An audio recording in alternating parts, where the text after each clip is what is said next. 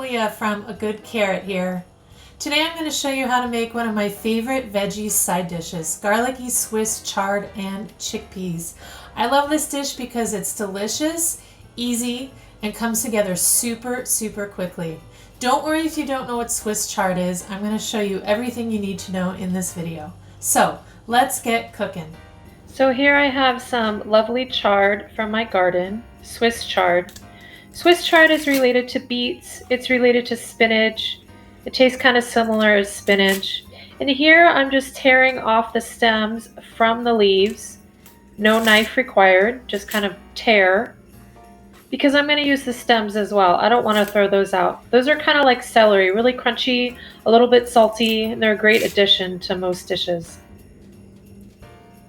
So now that I have my chard stems here separated, I'm just going to put them on the cutting board and thinly slice them.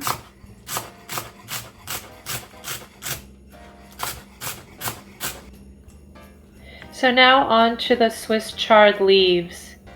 I like to stack them, the big leaves, try to find ones that are all the same size, and roll them up on the cutting board, and then slice them thinly. It just makes it more manageable to cut, and also makes really nice little strips. You can see we end up with little ribbons. Now on to the garlic. You just want to smash some garlic cloves to peel them and thinly slice them.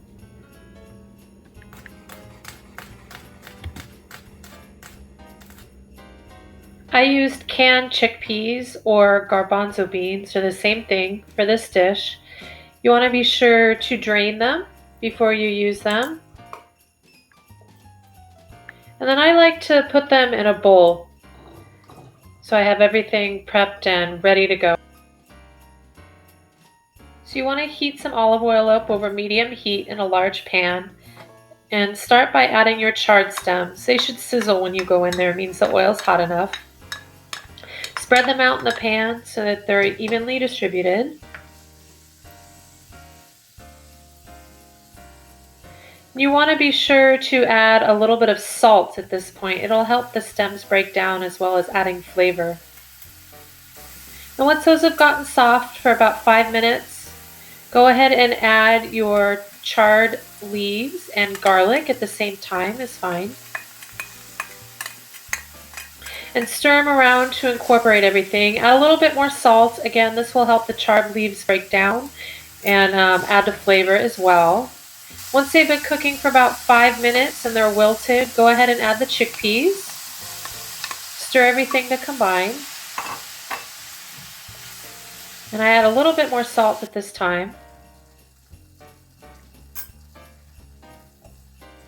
Stir to make sure everything's incorporated. And I finish off with a little bit of freshly ground black pepper. There we have it, garlicky Swiss chard and chickpeas. I like to serve it with a healthy dose of lemon. It's really good as part of a grain bowl next to your eggs in the morning, maybe next to a piece of chicken or a juicy, delicious steak. To get this recipe sent to you, sign up at the link below. I'm Chef from A Good Carrot. Thanks for watching, and I'll see you next time.